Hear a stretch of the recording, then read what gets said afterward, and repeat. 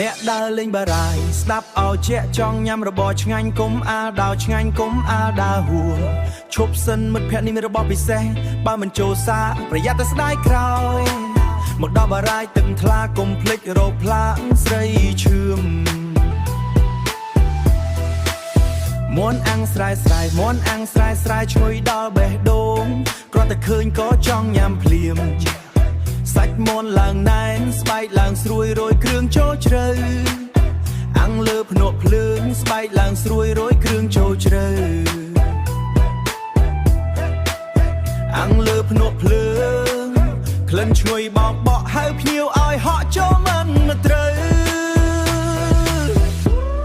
មន់អាំងស្រីឈឿមរសជាតិលេខមិននៅបារាយទឹកត្រីកោះកុងក៏មានទឹកប្រហុកក៏ឆ្ងាញ់ញ៉ាំហើយហោះស្រាយមន់ស្រែសិក្សាសាច់អញមាត់ធានាថាពេញចិត្តបើបានមកដល់ហើយមិនចូលមកកំងដល់ជាតិជីវ៉ាដូចបាត់បង់ដល់ជាតិជីវិត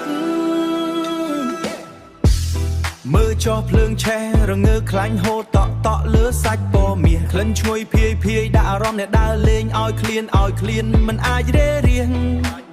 សេវាកម្មរហ័សអ្នកលក់រស់រាយញញឹមស្វាគមន៍ខ្យល់ចោលតត្រជាក់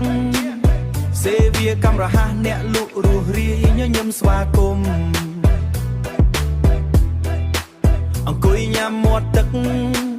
ខ្យល់ត្រជាក់ជាតិណាស់បងប្អូនកុំបារម្ភមន់អាំងស្រីឈឿមរសជាតិលេខមិននៅបារាយទឹកត្រីកោះកុងក៏មានទឹកប្រហុកក៏ឆ្ងាញ់ញ៉ាំហើយហោះស្រា